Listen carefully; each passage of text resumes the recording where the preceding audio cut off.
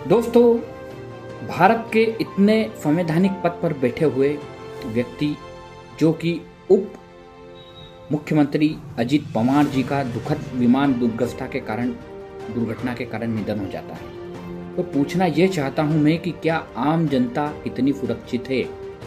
अभी कुछ दिनों पहले लंदन के लिए एक विमान ने उड़ान भरी थी और स्कूल कॉलेज की छत से टकराकर, बिल्डिंग से टकराकर 200 से अधिक लोगों ने अपनी जान गंवा दी थी। दोस्तों, ये सवाल सिस्टम से है, हमारा सरकार से है।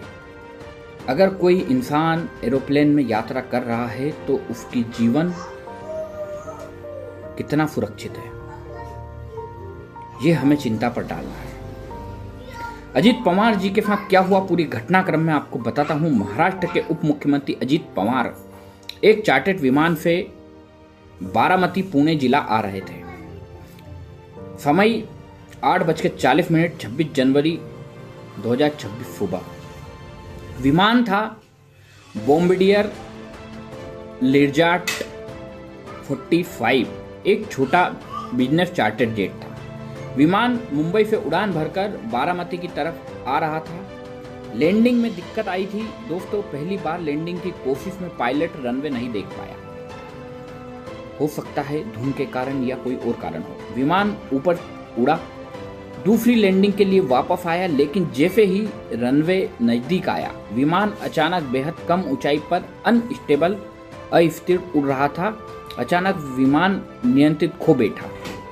कुछ ही पलों में विमान जमीन पर जाकर गिरा और धमाके और आग के साथ विमान तुरंत लपटों में बदल गया। दोस्तों, क्रैश के बाद का नज़ारा, जैसे ही विमान जमीन पर टकराया, धमाका हुआ, विमान के हिस्से बिखर गए और भयंकर आग फैल गई, जिससे बचाव मुश्किल हो गया। पास खड़े गवाहों ने बताया कि विमान के गिरते ही आग का गोला बन गया और कई धमाके एक के बाद एक हुए थे। दोस्तों, इनमें कुल 5 लोगों की मौत हुई है। एक अजीत पवार जो कि उप मुख्यमंत्री थे, 2 पायलट, 2 अन्य क्रू सहयोगी। सबकी जांच में मौत की पुष्टि हो चुकी है। संभावित वजह अभी जांच की चल रही है, लेकिन शुरुआती जानकारी के अनुसार कम दृश्यता मतलब पुअर विजिबिलिटी का जिक्र आया है। बारामती एयरपोर्ट में advance landing aids ILS navigation system कम थे। पायलट ने लैंडिंग के बाद ATC को रिप्लाई नहीं दिया था। जांच एजेंसी AAIB ने ब्लैक बॉक्स बरामद कर लिया है ताकि हादसे के कारण को पूरा विश्लेषण हो सके। अभी तक कोई आधिकारिक कारण नहीं बताया गया है, लेकिन लोगों की जो प्रतिक्रिया सामने आई है, पूरे देश में शोक की लहर है। राजनेताओं ने कॉन्डोलेंस दिए हैं और महाराष्ट्र में 3 दिनों तक राजकीय शोक घोषित किया गया है। दोस्तों, आज हम आपको यही चीज़ बताने वाले थे कि अगर महाराष्ट्र के उप मुख्यमंत्री अजीत पवार एक चार्टर्ड फ्लाइट के दौरान नियंत्रण खो बैठते और मौत हो जाती है तो जनता कितनी सुरक्षित है, यही मैं बता रहा था। दोस्तों, पहले लैंडिंग की कोशिश और इसके बाद पहली लैंडिंग सफल नहीं हुई, फिर ऊपर घूमता रहा और इसके बाद नियंत्रण खोकर नीचे गिर जाता है। दोस्तों, जब उप मुख्यमंत्री सुरक्षित नहीं है तो जनता कैसे भरोसा करे इस सिस्टम पर।